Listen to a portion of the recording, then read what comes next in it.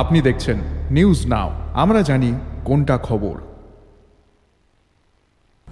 CITU এর উদ্যোগে motor শ্রমিক নেতা প্রয়াত চন্দন দাসের স্মরণ সভা অনুষ্ঠিত হল সিআইটিইউ এর রাজ্য দপ্তরের হলে। এই অনুষ্ঠানে উপস্থিত ছিলেন রাজ্যের পূর্বতন মুখ্যমন্ত্রী মানিক সরকার সহ অন্যান্য সিটু নেতৃবৃন্দ। যেমনটা আপনাদেরকে জানাচ্ছি যে সিটুর উদ্যোগে মোটর শ্রমিক নেতা প্রয়াত চন্দন দাসের স্মরণ সভা অনুষ্ঠিত হয়েছে সিআইটিইউ এর রাজ্য দপ্তরের হলে। এই স্মরণ সভায় উপস্থিত ছিলেন রাজ্যের প্রাক্তন মুখ্যমন্ত্রী মানিক সরকার সহ অন্যান্যরা।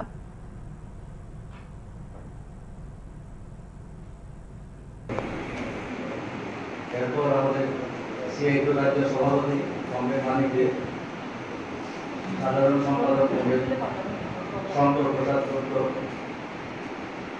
এরপর প্রয়াত কমরেড চন্দন দাসের স্ত্রী, পুত্র এবং কন্যা এবং তাদের পরিবারের যারা এসেছে তাদেরকে অনুরোধ করব সেই ফুল দিয়ে শ্রদ্ধা জানানোর জন্য।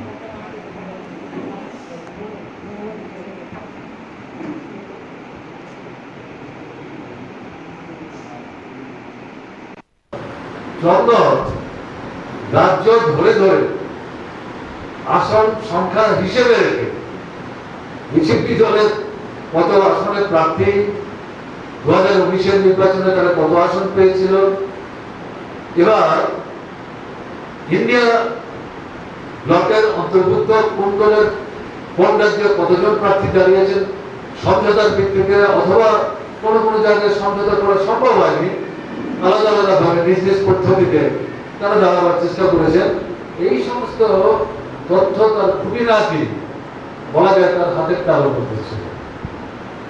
ভীষণভাবে এগুলো খবরে রাখতেন এবং এর মধ্য দিয়ে তার যে রাজনৈতিক চেতনা এবং পরিস্থিতির পরিবর্তনের প্রশ্নের কাছে একটা আগ্রহ, এটা বুঝতে কিন্তু অসুবিধা হয়নি।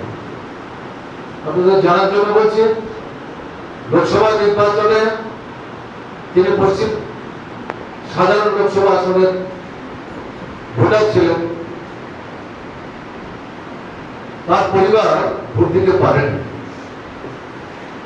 প্রথমেই তারা চেষ্টা করেছিলেন সবার আগে গিয়ে সব ভোটাররা জমায়েত হওয়ার আগে তারা যাতে ভোটটা দিয়ে বেরিয়ে আসতে পারে, কারণ তিনি বুঝতে পেরেছিলেন ভোট হয়তো দিতে দেবে না।